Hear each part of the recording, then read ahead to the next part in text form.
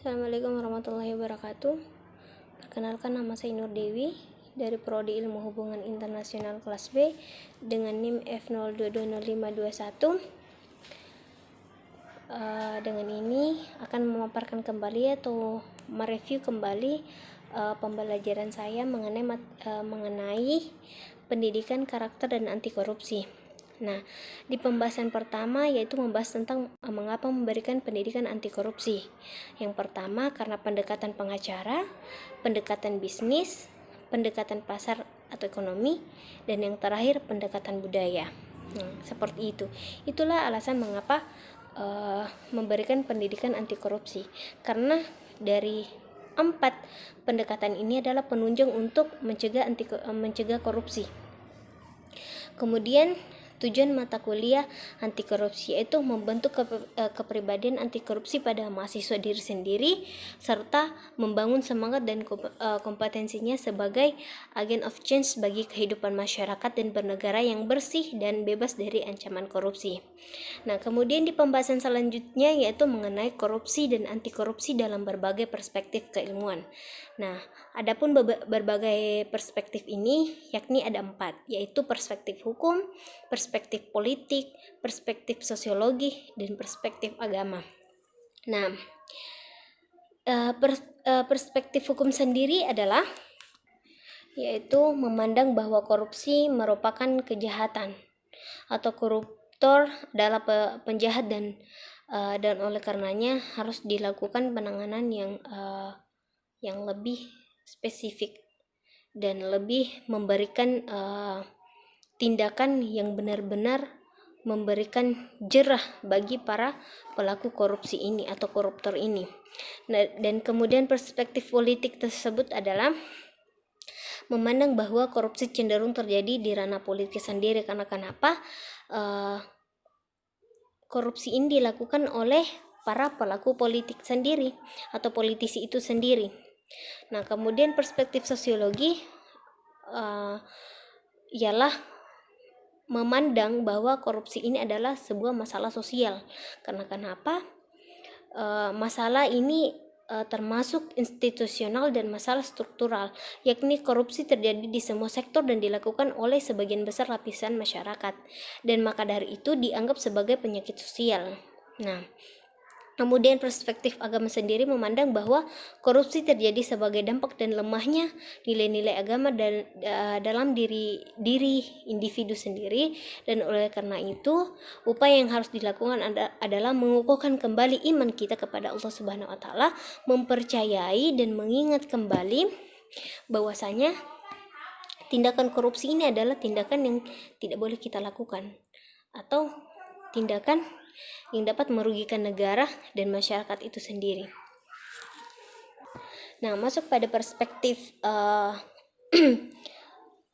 masuk pada konsep-konsep pembelajaran. Nah, di konsep pembelajaran ini ada 4. Yang pertama, internalisasi pembelajaran integritas, yaitu mengenai tentang nilai-nilai integritas dalam sistem pembelajaran yang dimana harus diperhatikan, yaitu pengertian, perasaan integritas, tindakan integritas, dan internalisasi nilai-nilai integritas. Kemudian yang kedua tentang intensi perilaku anti korupsi, yang pada dasarnya korupsi merupakan perilaku yang dimunculkan oleh individu secara sadar dan disengaja. Nah, sedangkan konsep pembelajaran berpusat siswa yakni merupakan orientasi baru dalam pendidikan yang dianggap lebih cepat dalam membentuk kompetensi utuh siswa.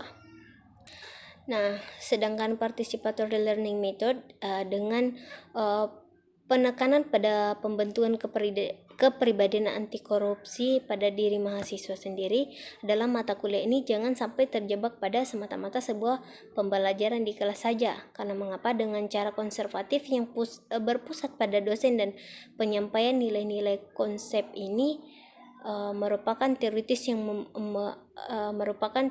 membosankan. Jangan sampai seperti itu. Kemudian masuk pada metode pembelajaran mata kuliah anti korupsi. Yang pertama itu in class discussion. yaitu bertujuan untuk menumbuhkan kepekaan dan membangun kerangka berpikir terhadap mahasiswa, dan untuk dalam penyampaian oleh dosen dan mendiskusikan konsep-konsep terkait korupsi dan anti korupsi. Dan kemudian case study sendiri ialah untuk meningkatkan kepekaan mahasiswa terhadap kasus korupsi serta mampu menganalisa atas dasar konsep-konsep yang diberikan.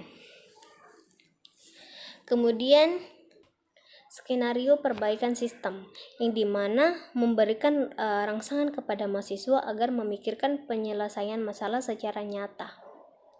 Nah, sedangkan kuliah umum sendiri adalah untuk belajar dari praktisi atau orang-orang di lapangan yang mampu menginspirasi dan dapat menjadi role model bagi mahasiswa sendiri.